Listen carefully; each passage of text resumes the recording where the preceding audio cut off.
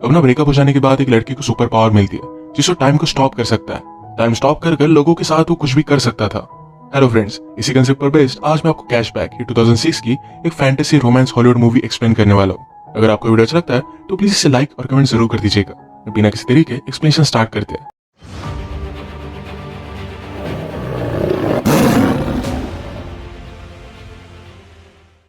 Movie start होते ही हम हमारे मेन कैरेक्टर बेन का ब्रेकअप देख सकते हैं।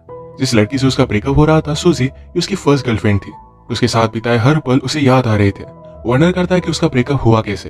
एक पल में तो एक साथ थे, एक दूसरे को आई लव यू बोल रहे थे, और नेक्स्ट वीक सूजी किसी और के साथ थी तो शायद उसको भी आई लव यू बोल रही होगी, पर इसका कोई भी मीनिंग नहीं है। बेन के फ्रेंड का नाम था शॉन। शॉन उसे समझाने की कोशिश करता है, उसे सिर्फ एक बेटर ऑप्शन मिल गया, इसी वजह से उसके पास वो चली गई। उसके बारे में तुम्हें ज्यादा सोचना नहीं चाहिए। तुम किसी ब्यूटीफुल से लड़की को डेट करो, फिर सूजी को जेलस लगेगा और तुम्हारे पास वो वापस आ जाएगी। शॉन का लड़कियों के साथ एक्सपीरियंस बहुत ही घटिया था।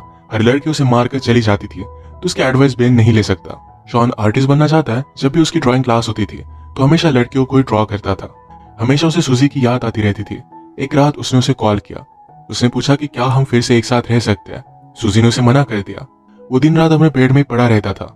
सूजी के जाने के बाद जैसे उसका ऑक्सीजन चला गया था, स्लोली स्लोली उसकी नींद भी चली गई। उसने सोने का बहुत ट्राई किया पर फिर भी वो कर नहीं पाया। अब सडनली उसके पास 8 एक्स्ट्रा आवर्स थे।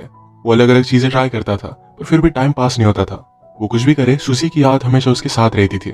एक रात वो ग्रोसरी लेने के लिए गया हुआ था। वहां पर नोटिस देखता है कि उन्हें काम करने के लिए स्टाफ की जरूरत थी। बेन को नींद नहीं आती तो 8 एक्स्ट्रा घंटे बिताने के लिए यहाँ पर वो जॉब कर लेता है। वहां के जब मैनेजर को उसने देखा तो मैनेजर पहले फुटबॉल का प्लेयर हुआ करता था, अब यहाँ का मैनेजर है। ये देखकर बेन रियलाइज करता है कि लाइफ इसी तरीके से बहुत फास्ट गुजर जाएगी और इसके लिए वो कुछ कर भी नहीं सकता। बेन के साथ एक लड़की काम करती थी, उसका नाम था शैरन। बेन ने नोटिस किया कि उसका मैनेजर शैरन के साथ बहुत ही अजीब तरीके से पेश आता है। शैरन को ये बात अनकंफर्टेबल लगती है। अपना जॉब करते हुए बेन ने हमसे कहा कि यहाँ सुपरमार्केट में टाइम बहुत ही स्लोली जाता है। इसको जरा फास्ट करने के लिए हम एम्प्लॉयज अलग अलग चीजें करते हैं। हर एक की अलग अलग मेथड है। जैसे शैरन कभी भी टाइम नहीं देखती। जब वो बॉस देखती है तो टाइम बहुत ही स्लो गुजरता है। इस वजह से हमेशा उसे कवर अप करके रखती है। यहाँ काम करने वाले उसके और 2 फ्रेंड्स हैं, पैरी और मैट। ये हमेशा एक दूसरे के साथ गेम्स खेलते रहते हैं। कभी ये शॉपिंग मॉल में रेस लगाते हैं तो कभी लड़कियों के सामान में कुछ अलग सी चीजें रख देते हैं। इसी तरीके से हर कोई टाइम पास करता था। पर बेन ने कहा मेरा तरीका कुछ अलग ही है। जब उसका ब्रेकअप हुआ तो उसके लिए टाइम गुजारना बहुत ही हार्ड था, तो एक सुपर पावर उसमें आ गई। ये सुपर पावर थी टाइम को स्टॉप कर पाने की। वो अपनी पावर से सबको स्टॉप कर देता और सारी चीजें घूमने लग जाता। सुपरमार्केट की सारी ब्यूटीफुल लड़कियों को नोटिस करता था। उसे लगता है कि लड़कियों में अलग से ही पावर होती है। वो जब छोटा था तो एक फॉरेन स्टूडेंट उनके घर में रहने के लिए आई हुई थी। वो बहुत ही ब्यूटीफुल थी। वो हमेशा उसे ही देखता रहता था। बेन जब ये टाइम स्टॉप करता था तो हमेशा लड़कियों की न्यू ड्राइंग करता था। उसने एक नॉवेल में पढ़ा था कि लड़कियों को पेंटर के साथ अफेयर करना अच्छा लगता है क्योंकि उनकी ब्यूटी जैसी है वैसे वो देख सकते हैं। ऐसे ही बेन ड्राइंग करते हुए अपना टाइम गुजारता था और जब वो अनपॉज करता तो बहुत सारा टाइम गुजर जाता। अगले दिन बेन से मिलने के लिए उसका फ्रेंड शॉन आया। शॉन को पता था कि अभी बेन अपने इस गर्लफ्रेंड के बारे में सोच रहा है। उसे कहता है तुम्हें जल्द से मूव ऑन करना चाहिए। शॉन हमेशा उसे यही बात कहता रहता है, तो इस मूवमेंट को भी वो पॉज कर देता है। एक्चुअल में बेन और शॉन ये बचपन से बहुत अच्छे फ्रेंड्स थे। जब शॉन की मदर घर से चली जाती तो दोनों मिलकर न्यूड मैगजीन्स देखते। एक दिन जब ये दोनों देख रहे थे तो शॉन की मदर वापस आ गई। वो इन दोनों की फ्रेंडशिप को अलग ही समझती है। आज शॉन बेन से कह रहा था तुम्हें स्ट्रिप क्लब वगैरह मेरे साथ चलना चाहिए। सुनकर बेन को अपने बचपन का एक किस्सा याद आता है। उनकी स्ट्रीट पर एक लड़की थी जो पैसों के लिए न्यूड होती थी। ये सारे फ्रेंड्स लाइन लगाकर उसे मिलने के लिए जाते थे। इसके बाद हम देखते हैं अगले दिन बेन और शैरन की नजरों से नजरें मिली थी। लॉकर रूम में शैरन को जरा भूख लगी थी तो बेन का सैंडविच मांग लेती है। सैंडविच का पिकल शैरन की गाल पर लग गया था। जैसे कि बॉलीवुड मूवीज में होता है वैसे एक रोमांटिक सा इनका मूवमेंट हुआ। ये मूवमेंट बेन जाने नहीं देना चाहता था, इसे फ्रीज करके रखना चाहता था, पर शैरन चली गई। वो कुछ भी कर नहीं पाया। उसे अच्छा लग रहा था कि सूजी से मूव ऑन कर अब वो शैरन को लाइक करने लग गया है। तभी उसके फ्रेंड ने डिस्कस कर रहे थे। मैट कहता है आज मैंने शैरन को डेट के लिए पूछा। मैट इसके लिए बहुत ही एक्साइटेड था, पर बेन को बहुत बुरा लगता है। बेन हमसे कहता है हमेशा मेरे साथ ऐसी चीजें होती रहती है, तो जिसको भी लाइक करता है उससे दूर चले जाते हैं। वो जब छोटा था तो अपने टीचर को लाइक करता था, पर टीचर के साथ कुछ भी हो नहीं सकता। उसकी और एक क्लासमेट थी जिसको बहुत लाइक करता था। एक दिन उस लड़की का एक्सीडेंट हो गया। उसके प्लास्टर पर हर कोई ग्राफिटी बनाता था। बेन हमेशा उसे देखता रहता तो उस लड़की ने उसे अप्रोच किया। बेन ने भी अपनी सिग्नेचर उस प्लास्टर पर बनाई। जब उस लड़की का प्लास्टर निकला तो उसका पूरा हाथ हेयर से भर गया था। सब लोग उसे चिढ़ाने लग गए। वो अकेली पड़ गई थी तो बेन उसके पास आकर बैठा। कहा कि तुम जैसी हो वैसे ही ब्यूटीफुल हो। इसके बाद एक गर्लफ्रेंड बॉयफ्रेंड बन गए थे।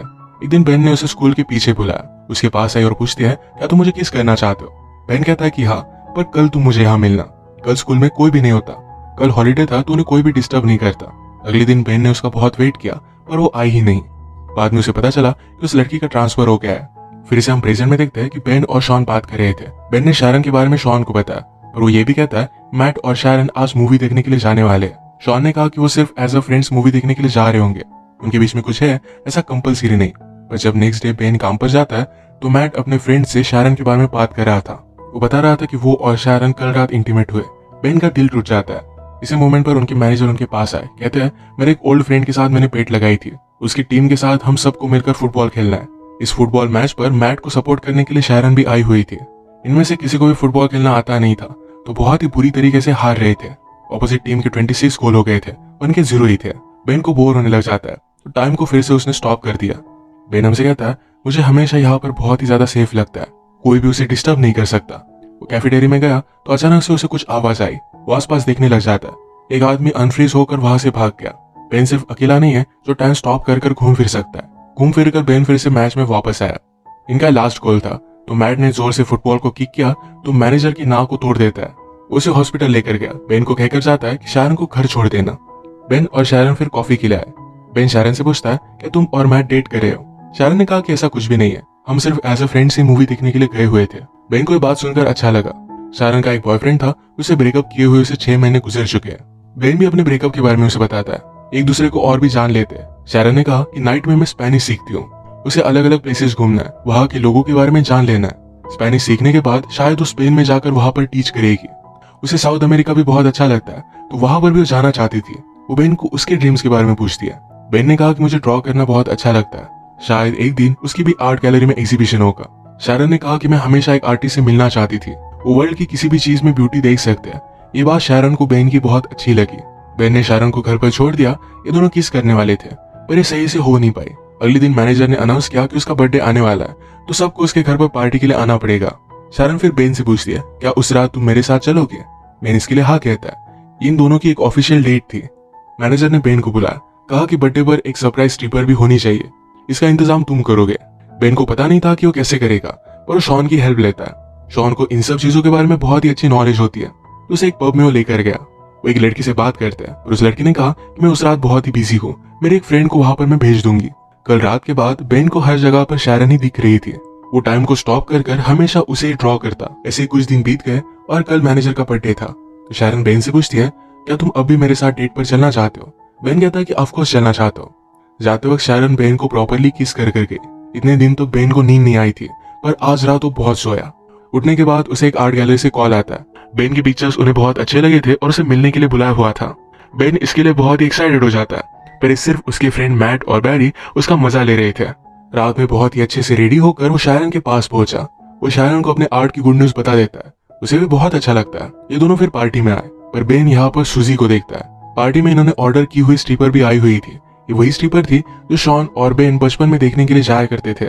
शॉन मौके का फायदा उठाकर उसे डेट के लिए पूछ लेता है। शॉन हमेशा लड़कियों से कुछ भी गलत चीजें बोलता था पर ये लड़की उसे बचपन से जानती है तो कोई भी प्रॉब्लम नहीं आएगा। शायद उसकी भी लव स्टोरी यहाँ से स्टार्ट हो जाएगी। पार्टी में बेन जरा वॉशरूम के लिए जाता है तो वहां पर सुजी भी थी। सुजी को बेन को शारन के साथ देखकर जरा बुरा लगा था। वो रियलाइज करती कि बेन उसके लिए परफेक्ट था तो उसे फिर से पाना चाहती थी। बेन उसमें कोई भी इंटरेस्ट नहीं दिखा था। इसी के पैरेलल में हम देख सकते हैं मैनेजर शारन से बात करने लग गया।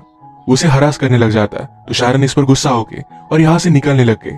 उसने जब ऊपर बेन और सुजी को देखा तो उसी मोमेंट पर सुजी बेन को किस कर रही थी।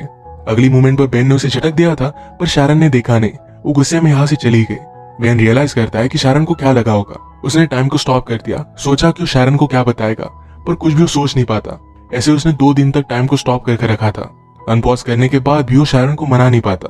उसे मिलने के लिए गया पर शारन उसकी कुछ भी बात नहीं सुनती। उसे फिर से नींद आना बंद हो जाता है।